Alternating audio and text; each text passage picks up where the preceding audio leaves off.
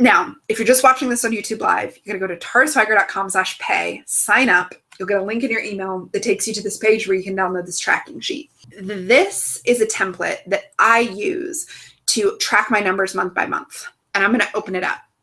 So I did it as a template in Google Drive, Google Spreadsheets. You can download this and actually open it in Excel. It should work fine, or Numbers. You can also just save it, a copy, under your own Google Drive. Included here, I can see lots of you are looking at it at the same time. The numbers that matter to me. You can add or subtract or whatever, any of the other columns, and I put in some formulas that will help you do this math. So let's walk through it and we'll talk about each one. And if you have a specific question, you can put it in the chat room. So if you're on the page where the tracking sheet is, if you continue reading, you'll read that I explain this a lot. So there's lots of writing underneath here. This is explaining this sheet. I'm not going to read that to you because you can read it there. I'm just going to go through it column by column. So your total sales, or what are your total sales for the month? I do this the 1st or 5th, like the first week of the following month. Total up your sales. If you're using a software to keep track of your numbers, this will be super easy. Like I can literally go into GoDaddy, avoid the text from Jay, and go into GoDaddy, and it's going to pull up my monthly profit and loss, my income and expenses. I tap the income number. It tells me for March the number. I can put that in. That's it, right? I used to have to import it from PayPal. Like I talk about if you scroll down to the video below, or actually it was a recent podcast episode. I talked about what I used to do. Import the numbers from PayPal, total them up, put the total sales here. Now this is not tracking my income and expenses. This number tracking is tracking like my growth. It's almost something I use more for marketing and business health. So total sales, then total visits to my site. I go into Google Analytics, I get that number for the total visits to my site to the month. Then the change from last month, and this change from last month is change of total visits, and then change from last year. So the change from last month and last visits, you can make Google Analytics do that for you. And then I look on Google Analytics, I go down to the sidebar and it says acquisition. You go to acquisition and it tells you who your referrers are. It splits it up by channel. And this is not a Google Analytics tutorial. I would not be the person to teach that. All of this can be found on YouTube. If you Google biggest referrer Google Analytics, a YouTube video will pop up that walks you through this. The biggest referrer is the place that sent my site the most traffic. So like I said, it'll split it up by channel. So it'll often say social, email, other, unknown, search, right? So first I wrote like write down the channel because often social or search will be the highest. And then I want to know that, but then I want to know, was it Facebook, Twitter, Pinterest, which one of those? So this biggest referrer is actually usually a list. So it's often search, and then it's like Facebook or Instagram. And then I look at the websites that sent me traffic, because often what I find is that somebody linked to me and I had no idea and they sent me 30 people.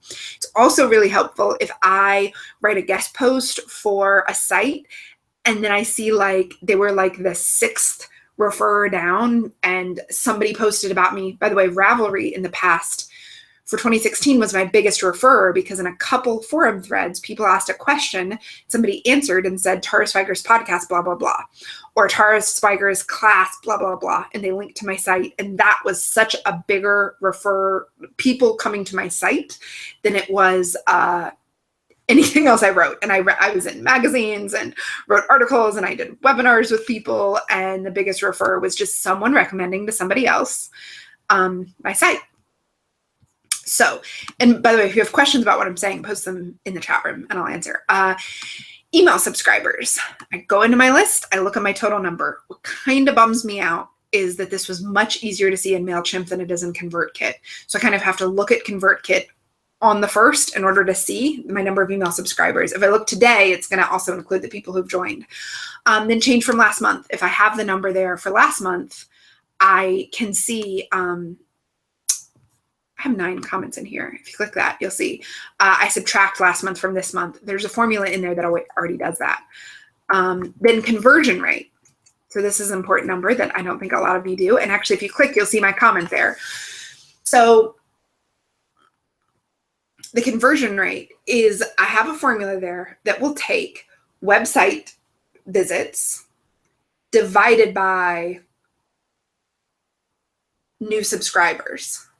So I had my email subscribers, and then I took last month minus this month, and I got a number. That's the number of new subscribers.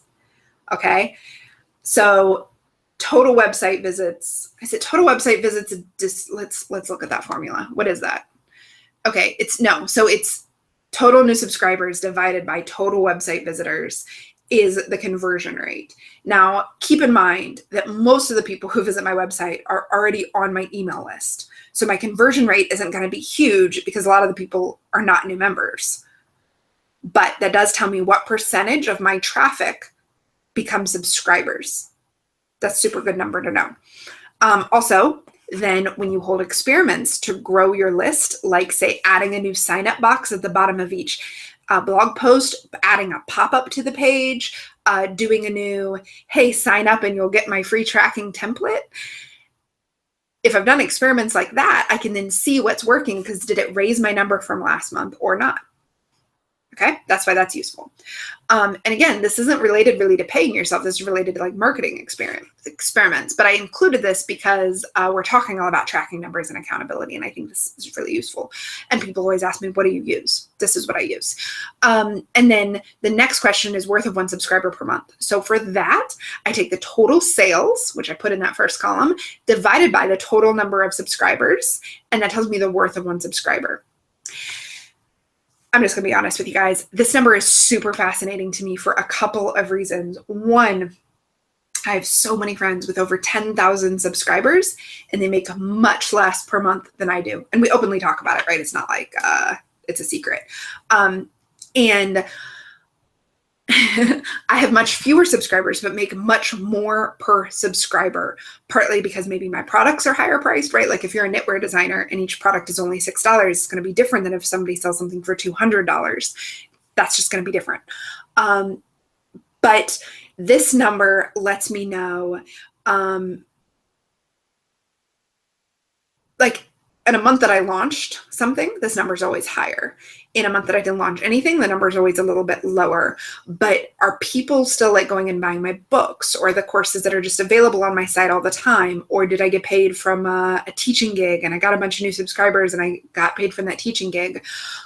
This number is just interesting to me. So a lot of my friends who have big audiences, this number for them is like 25 to 50 cents.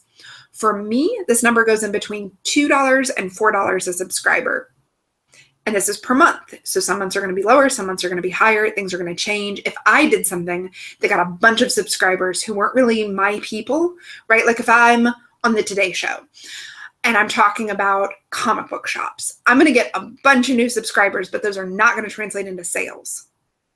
So this number tells me, are my subscribers like interested in what I'm selling, but also it gives me a number. So if let's go on the low end, I make $2 per subscriber. And again, that's an average. Not every subscriber by far buys anything. Most don't, in fact. So if I know it's $2 per subscriber and I need to make an extra $5,000 next month, I can either sell something to my current subscribers, or I could increase my subscribers by how much in order to reach that number. So see, it's letting you, when you know your numbers, you're able to ask questions that tell you what you should do, right? Instead of just wondering like, I don't know, I guess I should just have a bigger business. You can specifically know what to do next. Is that helpful and useful? Okay. Now, the next category is sales of products X. So if you want to track what are your best selling products or how many of something is selling, you put it here. I don't always do this. This is really for you guys. I added this in. And then this is what I did do for a good long time, which really helped me get a handle on my business, is what percentage of your total sales come from product X. So if you've put in, say last month, your total sales, and again, this isn't profit, this is just sales, was $1,000. And $200 came from product X and $700 came from product Y.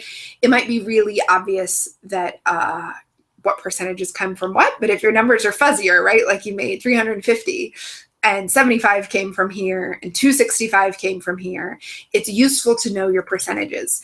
also, when you do a launch and you made more money, did your other percentages change? Like what happened to the sales of your other stuff if you launched this thing? So here's an example.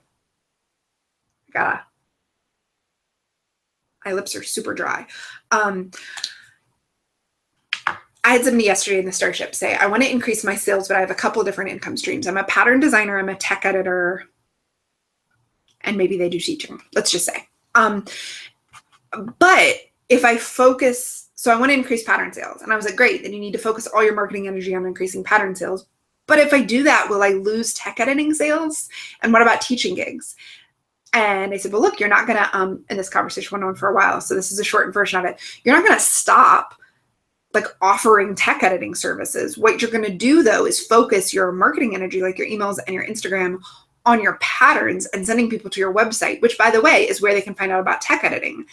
And you'll still do all your tech editing work. You'll just focus really hard on one thing. So this, what we just talked about, your sales of products X and Y, what she can do is say, look, in April and May, I focused hardcore on pattern sales.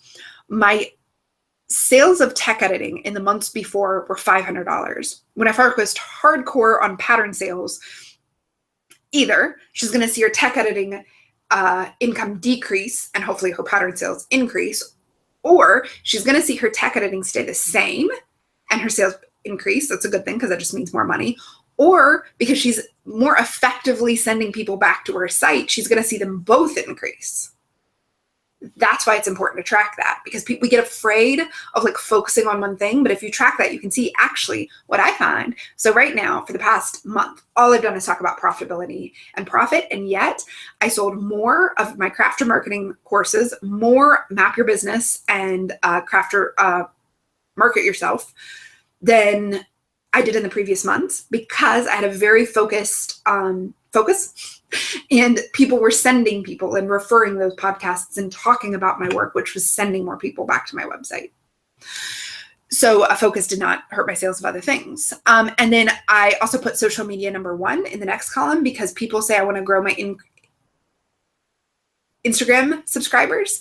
Well, if you're not tracking them, you can't grow them.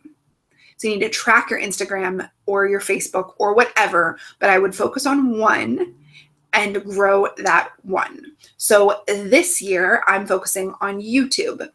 I learned, thanks to Jolie in our class, Elevate Your Business, I learned a lot in like October to December last year about increasing my Instagram followers. So they're increasing at a higher rate than they used to. I feel like I kind of have that locked down. So this year I'm focusing more on YouTube, which is why I'm doing the video every day in April thing. So I'm tracking my YouTube subscribers here, which by the way, totally working. Now, growth over last month, that's this number. That's a social media number. So it takes this month and subtracts last month, and that's how many new followers you have. Now, notes in this month. So I write here, like when I went to TNNA, it's kind of all I do. Actually, that month I also had the launch of Elevate Your Business. But so I would write like launched Pay Yourself, went to TNNA. I went to TNNA in January, but I didn't get the check in March. So in March, there's a note, got TNNA check.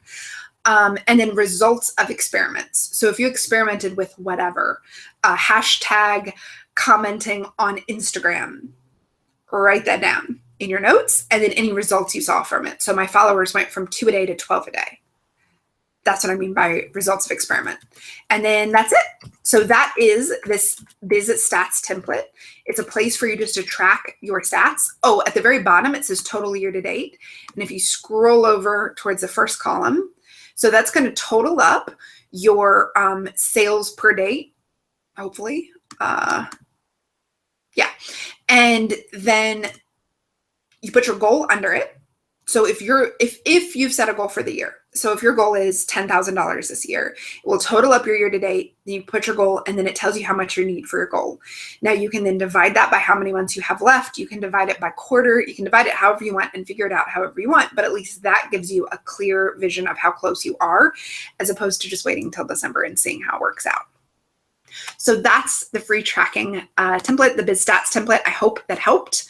So thanks so much for being here. Have a really fantastic day.